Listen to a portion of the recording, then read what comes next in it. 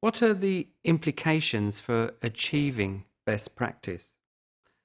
What we're looking at are outcomes for children, and therefore the way we achieve best practice is through reflecting in practice and reflecting on practice. Reflecting in practice is very much about thinking on your feet, the moment-to-moment reflection that happens while you're teaching.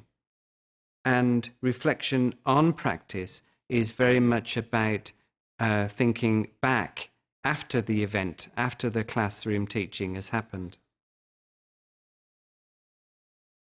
What is really important in terms of this reflecting in practice and reflecting on practice is about the teacher reflecting also on their own values and their own attitudes in relation to what has been happening in terms of the teacher-child interaction. And in this way, very often in the literature you'll see that the reflective practitioner needs a lot of guidance in order to do this in a very constructive way and therefore make a positive change.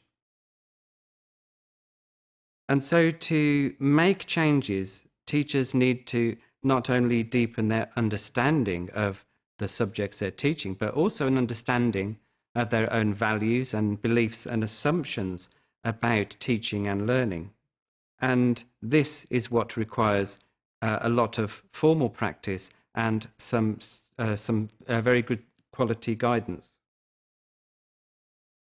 Studies show that without effective tools, without a structure for reflection, then what can happen is that reflection tends to be quite superficial.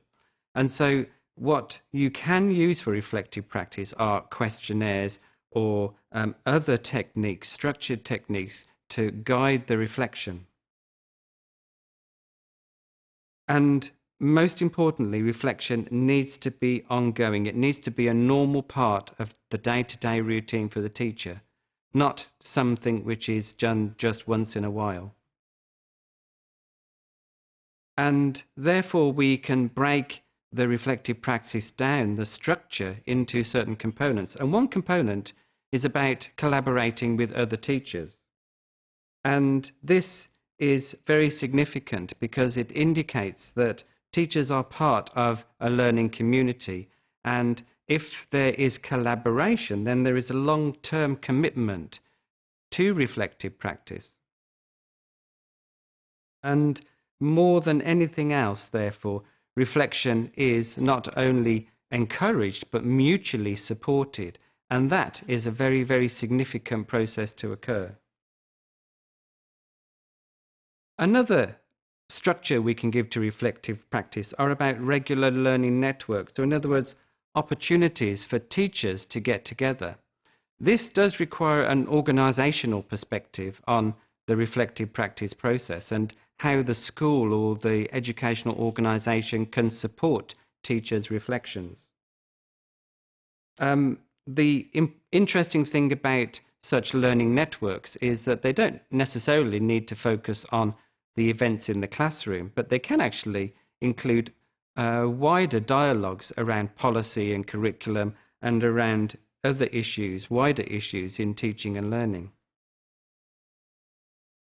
And research does show that a significant impact on the ability of reflective practice to achieve best practice is that the organisations give time and space for reflection to occur. In a busy school schedule, this can be difficult, but where a school allocates 5 or 10 minutes at the end of a day, this becomes extremely valuable. Networks are significant in this way because networks give chance for groups to get together and for reflection to occur. And another structure that we can give to reflective practice is that it does need to be informed by contemporary research. Research tells us that regular reflection is not only about what happens in the classroom, but linking theory to practice.